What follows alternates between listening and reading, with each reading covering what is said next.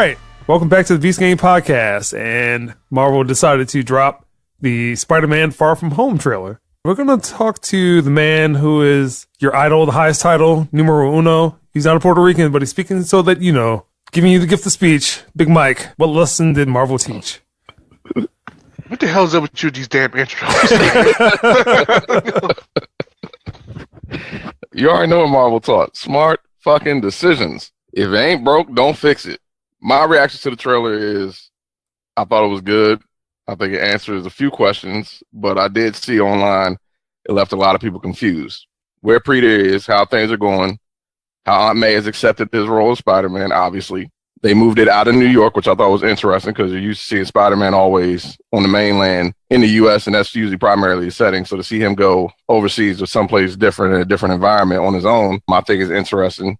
You did see Nick Fury, so you already know he's around. And I think more importantly than anything, the action looked good. And Mysterio, to me, looks extremely accurate. Thought he was going to look cheesy as hell, but he looked good. Like I said, when you got the reference material, there's no excuse to get it wrong. And so Marvel, to me, got Mysterio's look right. There were multiple Spider-Man suits in the trailer. There's little Easter eggs in here. And again, Marvel just does things right. They take the formula that's already working and they're sticking with it. If it ain't broke, don't fix it. So I'm looking at Captain Marvel to be good. We're officially 100 days to Endgame, which is going to shut everything down. And then when we move forward, Spider-Man is going to kick it off. But Keith, what did you think about the Spider-Man Far From Home trailer? Well, it's good to see the creative team back together and everything, but I don't know what was up with Mysterio there. That was not what I was expecting. I'm not one of those type of people that's, it's got to be exactly like the comic books and stuff in terms of costume and everything, but I don't know what's going on. Ultimate Spider-Man throwback with Nick Fury popping up, kind of tasking Spider-Man to do stuff and everything, but it looks pretty good and everything, but I'm like, what's up with Mysterio there? Like, it looked like he was helping out. It doesn't make sense.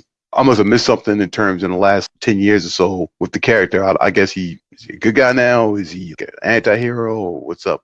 But I mean, it's Marvel, and the last Spider-Man movie was pretty damn good. I enjoyed it. So that's telling. And it's also telling that there's no Tony Stark or anyone else mentioned. So kind of like where it's Well, Happy is mentioned, so.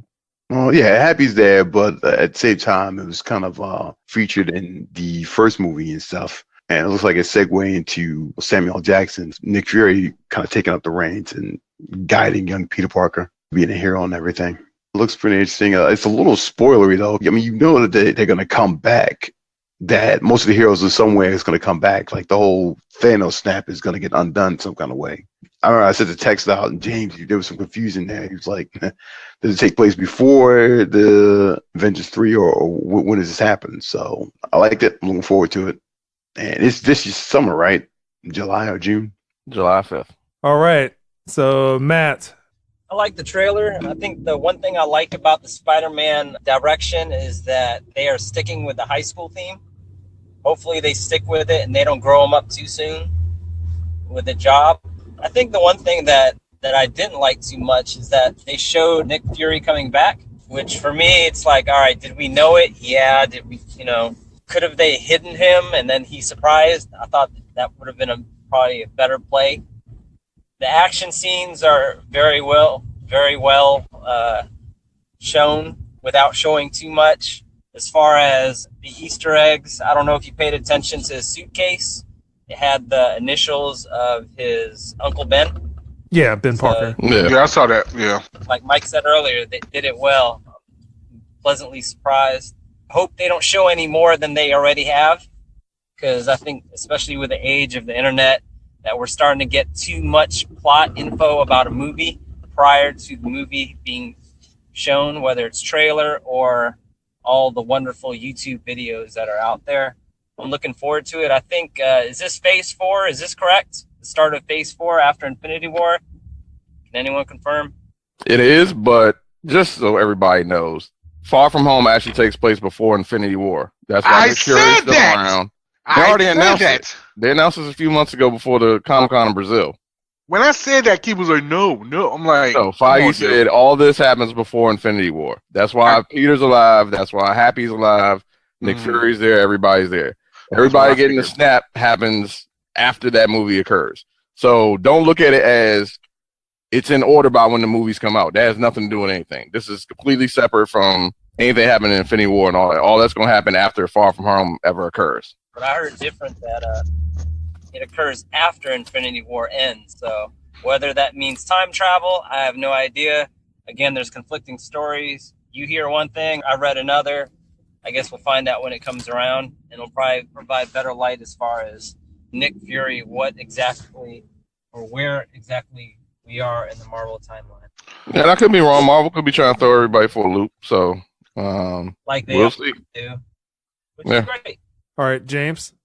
Well, I liked the trailer. I thought it was pretty good. Like I mentioned earlier when Mike was just discussing, Mysterio looked really good. Really good. Surprisingly good. I did not expect him to look as good as he did. I didn't know that it was announced a couple months ago that this took place before Infinity War, but I had that feeling for some reason because I'm just like, I don't see Marvel putting this trailer out now before Infinity War. I just don't think that's a good decision if it was that. But I'm gonna trust Marvel. So I'm assuming that this is before Infinity War, and the reason why I say that is because they went on a field trip to somewhere. I think they went somewhere in Europe, I guess. I don't know.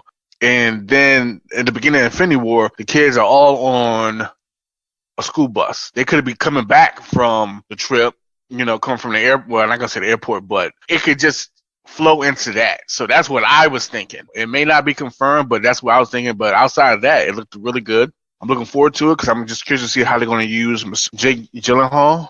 I'm interested. I'm kind of hyped a little bit. More so hyped than I am for Captain Marvel.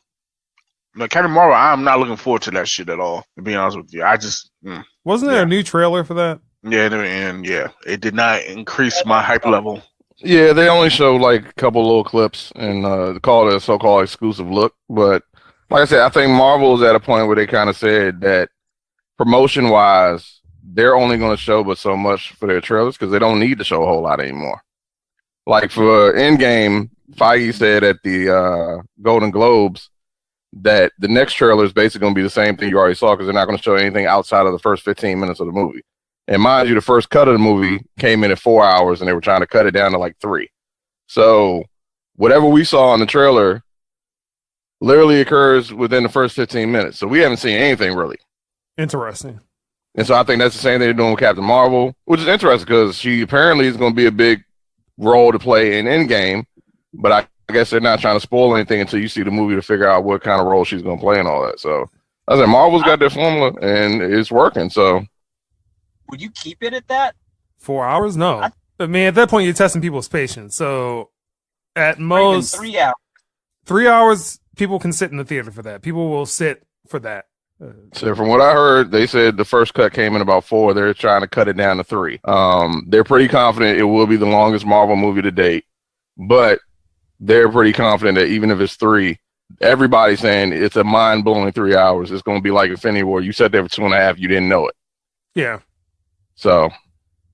Well, I like the trailer. I think that Jake Gyllenhaal is the second best actor of our generation, next to Oscar Isaac. His suit did look good, and he is probably maybe the corniest Spider-Man villain. Think that they make it work, and Marvel will find a way to make this sensible and make it relatable compared to the stuff that DC does, which is over the top most of the time, except for Aquaman.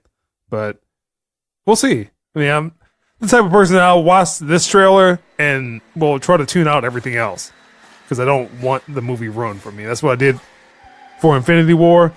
I just kind of shut myself off at some point so I can enjoy what should be coming.